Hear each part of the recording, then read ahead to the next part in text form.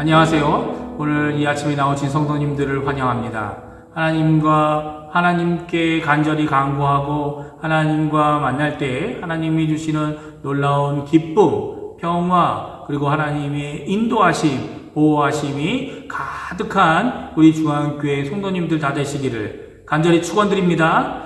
다 같이 사도신경으로 신앙 고백하심으로 2020년 8월 4일 화요일 아침 기도회를 하나님께 드리겠습니다. 전능하사 천지를 만드신 하나님 아버지를 내가 믿사오며 그 외아들 우리 주 예수 그리스도를 믿사오니 이는 성령으로 잉태하사 동정녀 마리아에게 나시고 본디오 빌라도에게 고난을 받으사 십자가에 못 박혀 죽으시고 장사한 지 사흘 만에 죽은 자 가운데서 다시 살아나시며 하늘에 오르사 전능하신 하나님 우편에 앉아 계시다가 저리어서 산 자와 죽은 자를 심판하러 오시리라. 성령을 믿사오며 거룩한 공예와 성도가 서로 교통하는 것과 죄를 사하여 주시는 것과 몸이 다시 사는 것과 영원히 사는 것을 믿사옵나이다. 아멘. 이 시간에 우리 함께 찬양하기 원합니다. 찬송가 324장, 통일 찬송가 360장, 예수 나를 오라 하네 같이 찬양하겠습니다.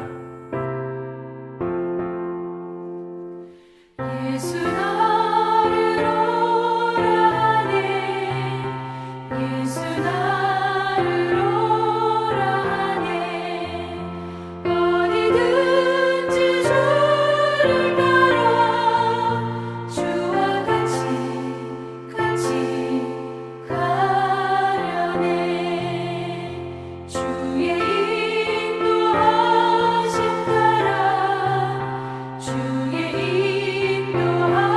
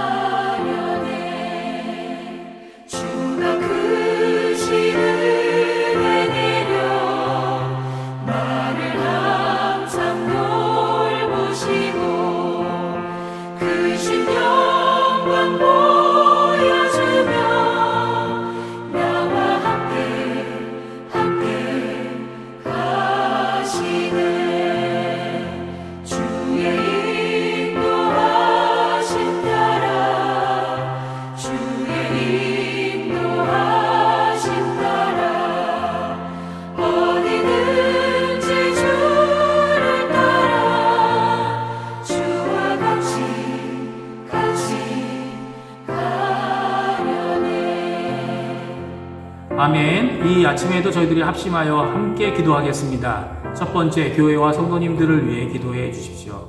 중직자들, 교육자들, 우리가 돕고 있는 선교사들, 당회와 위원회들, 전도회들, 교회 학교 각 부서들, 교회와 예배의 회복을 위해 기도해 주십시오. 교회에 연로하신 어른들과 병중에 계신 분들, 또 여러 모양으로 어려우신 분들을 기억하고 또 강해지 어린이를 위하여 그 가정을 위하여 기도해 주시기 바랍니다. 두 번째, 우리 조국 대한민국을 위해 기도해 주십시오. 한국교회와 위정자들을 위해 기도하실 때 북한 선교와 복음을 통한 자유평화 통일을 위해 기도해 주시기 바랍니다. 그리고 세 번째, 우리가 살고 있는 아르헨티나를 위해 기도해 주십시오. 지금도 수고하고 있는 의료진들, 봉사자들, 위정자들에게 하나님의 크신 은혜, 또 하나님의 지혜를 통해 하나님의 뜻, 때로 이 아르헨티나를 회복해 하는 귀중한 하나님의 도구가 되게 해달라고 기도하시는 이 아침 시간 되시기 바랍니다. 같이 기도하겠습니다.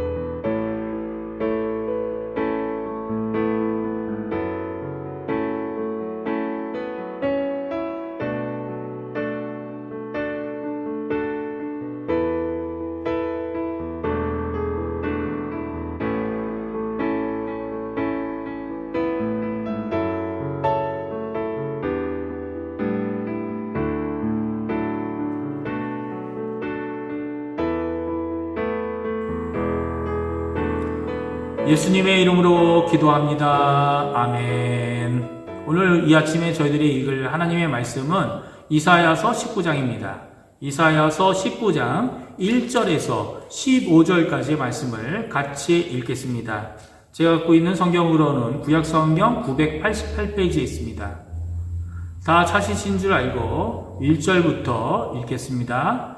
애굽에 관한 경고라. 보라, 여호와께서 빠른 구름을 타고 애굽에 임하시리니 애굽의 우상들이 그 앞에서 떨겠고 애굽인의 마음이 그 속에서 녹으리로다.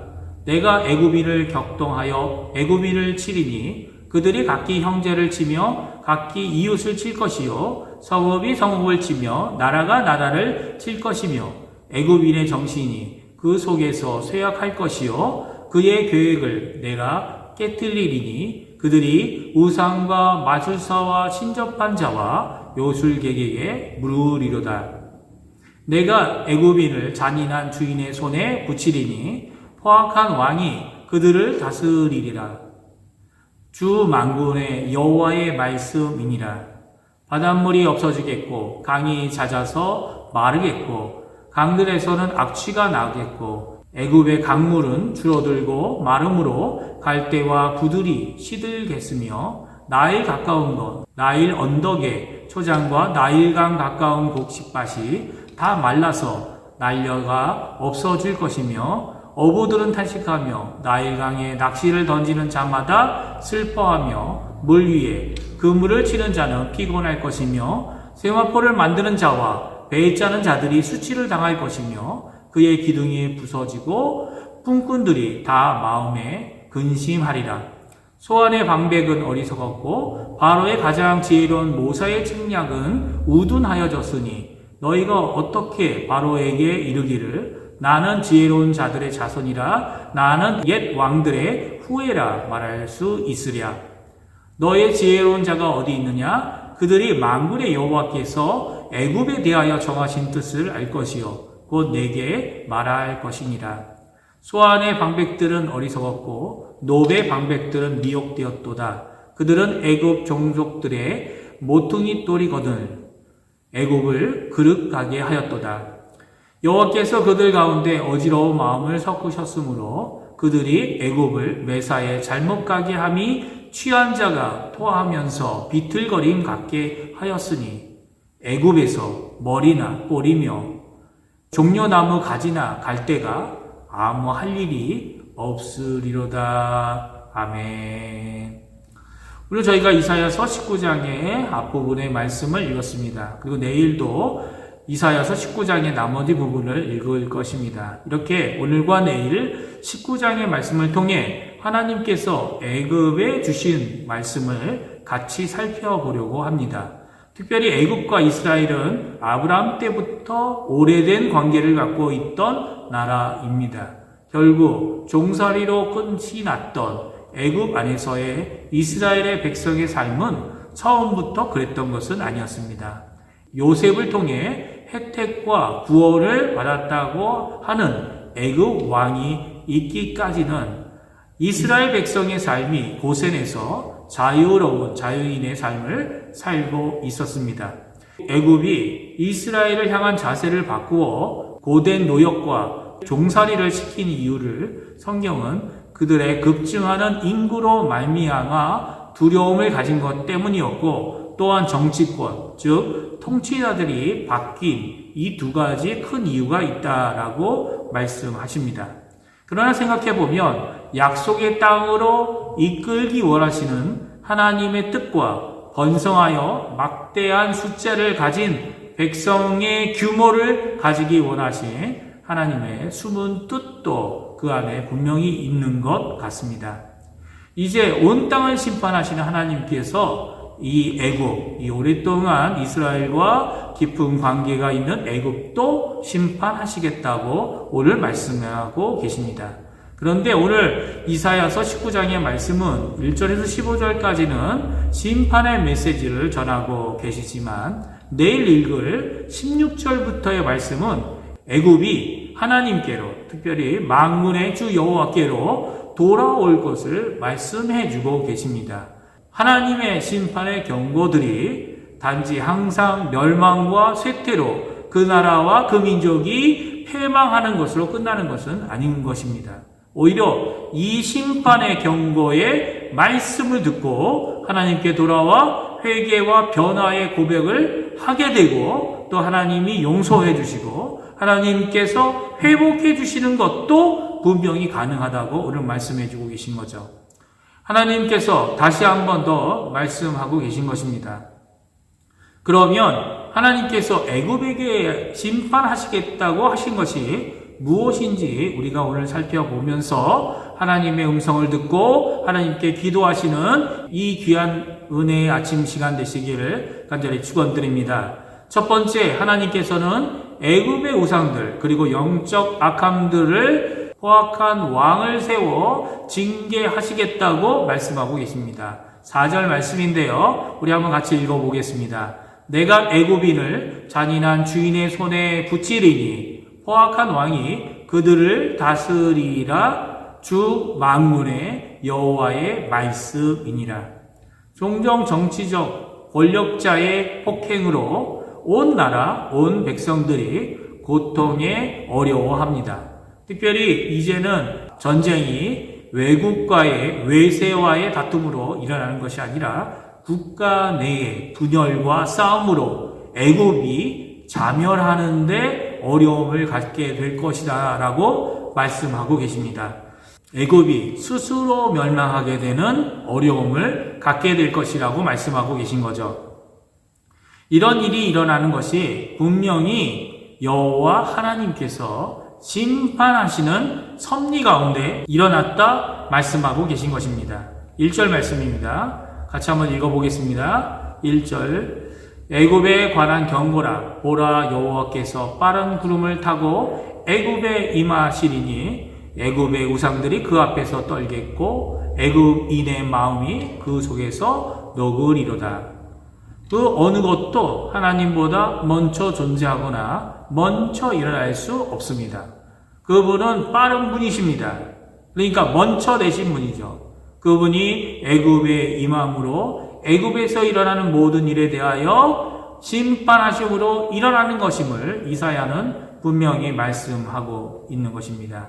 특별히 이런 하나님의 심판은 국가 내부 정세뿐만 아니라 그들의 모든 풍요의 공급 원인 나일강을 하나님께서 치심으로 더욱 심해질 것이다 라고 말씀하십니다. 5절에서 10절인데요.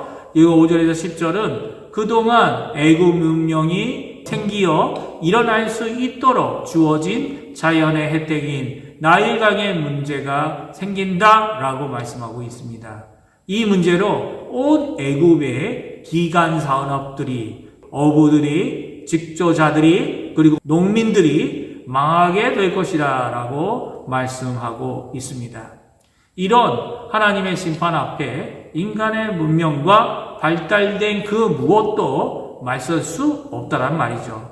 또한 스스로의 힘으로 해결할 수 없음도 오늘 성경은 분명히 말씀하고 계십니다.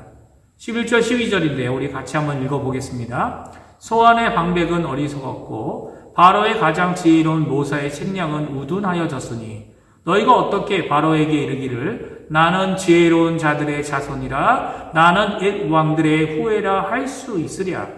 너의 지혜로운 자가 어디 있느냐? 그들이 만군의 여호와께서 애굽에 대하여 정하신 뜻을 알 것이요 곧 내게 말할 것이니라.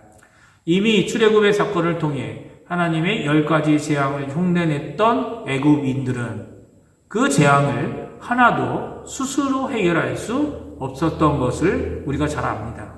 또 그와 같이 오늘 이사야를 통하여서도 하나님께서 준비한 이 심판의 메시지 앞에 그대로 당해야만 하는 것이 이 애굽의 현실이라고 말씀해 주고 계시죠. 그들이 가진 하나님 앞에, 하나님의 심판 앞에, 하나님의 재앙 앞에 아무것도 할 수 없는 것입니다. 그런데 출애굽 때와 마찬가지로 그들이 할 수 있는 유일한 방법이 하나 있습니다. 그것은 무엇이냐면 유일한 구원의 길이신 여호와 하나님께 돌아오는 것뿐입니다. 출애굽 때에도 모세와 아론을 다시 불러서 자기들이 잘못했다고 비록 그 말을 다시 번복했지만 그때마다 그 재앙을 거두어 주셨죠. 오늘도 마찬가지입니다. 그들의 강팍한 마음을 눈물과 회개로 하나님께 돌아와 항복하고 하나님께 돌이킨다면 하나님은 그들을 받아주시고 그들에게 돌아올 기회, 회복의 기회를 주실 것입니다. 이것이 바로 하나님의 지혜이고 정말 이 세상이 필요로 하는 지혜의 고백, 지혜의 자세일 것입니다. 오늘 이 말씀을 기억하시면서 하나님께 나아가시는 이 아침 시간이 되었으면 합니다. 오늘도 우리를 위해 하루라도 더 기회를 주시는 하나님 앞에서 이 시간을 주님 원하시는 사명 감당하는 우리 중앙교회가 되게 해달라고 간구하시고 하나님의 은혜와 하나님의 말씀에 사로잡혀 사는 우리가 되고 또한 하나님의 구원의 능력인 복음을 전하며 사시는 귀한 참된 지혜자로 참된 예수 그리스도의 제자로 일꾼으로 사시는 귀한 우리 중앙교회 성도님들 되시기를 간절히 축원드립니다. 기도하겠습니다. 할렐루야. 하나님 아버지 감사합니다. 오늘 애굽을 향한 하나님의 심판의 메시지를 살펴보았습니다. 하나님께서 출애굽 때에도 10가지 재앙으로 그들에게 내리실 뿐만 아니라 이사야를 통해서도 하나님께서 그들에게 심판하실 것을 엄중하게 말씀하신 것을 저희가 들었습니다. 그 가운데 오늘도 주시는 구원의 메시지를 저희가 듣습니다.